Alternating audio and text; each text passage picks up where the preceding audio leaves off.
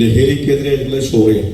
കാരണം ഞാൻ ചെയ്യുന്ന 9ാമത്തെ ഷോർട്ട് ഫിലിമാണ് ഈ ജാനേക്കാട് പോലീസ് സ്റ്റേഷൻ. അപ്പം ഇതിന്റെ കഥ എന്ന് പറയുന്നത് ഇപ്പോഴത്തെ മയക്കുമരുന്നിനെതിരായിട്ടുള്ള ചില നമ്മുടെ പ്രവർത്തനങ്ങളെ കുറിച്ചുള്ള ഒരു ഷോർട്ട് ഫിലിമാണ്.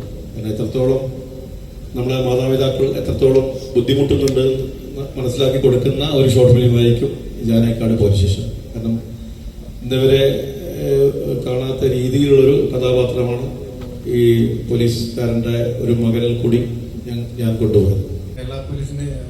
കേരള പോലീസുമായിട്ട് അസോസിയേറ്റ് ചെയ്ത് കൊണ്ടുപോകണം എന്ന് തോന്നിയതിന്റെ കാരണം എന്തായിരുന്നു? അത് എനിക്ക് കേരള പോലീസിന്റെ ഷോർട്ട് ഫിലിം തന്നെയാണ് ആദ്യം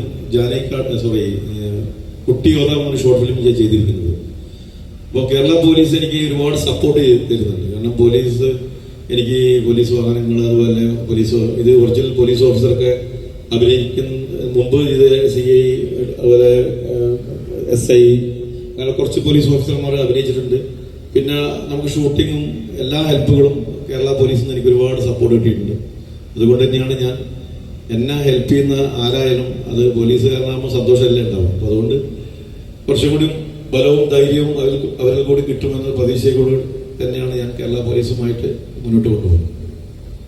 അപ്പൊ അവരുമായിട്ട് പോലീസുമായിട്ട് സഹകരിച്ചു പോകുന്ന ഒരു മൂവി എന്ന നിലയ്ക്ക് ഫിലിമിലാണെങ്കിലും അതായത് ഒരു പോലീസുകാരുടെ ഈഗോയും അതുപോലെ തന്നെ പോലീസുകാരുടെ അവരിലെ ക്രിമിനൽസിനെയും ഒക്കെ എടുത്തു കാണിക്കുന്ന കുറെ ഭാഗങ്ങളുണ്ടായിരുന്നു. അപ്പൊ അങ്ങനെയുള്ള എന്തെങ്കിലും ഭാഗങ്ങൾ ചേഞ്ച് ചെയ്യാനോ അല്ലെങ്കിൽ കഥയിൽ മാറ്റം വരുത്താനോ അങ്ങനെ ആവശ്യപ്പെട്ടിരുന്നു?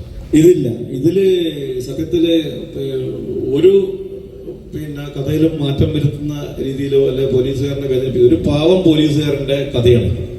ഒരു മകനെ സ്നേഹിക്കുന്ന ഒരു പാവം പോലീസുകാരൻ.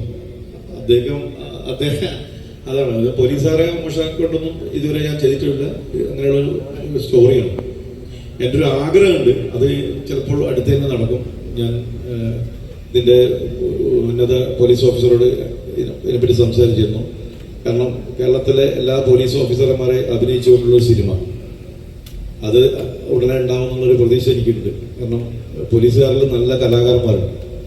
അവർ തന്നെ ഇതിൽ എല്ലാ കഥാപാത്രങ്ങളും ചെയ്തുകൊണ്ടുള്ളൊരു സിനിമ അടുത്തുണ്ടാവുമെന്ന് പ്രതീക്ഷിക്കാം.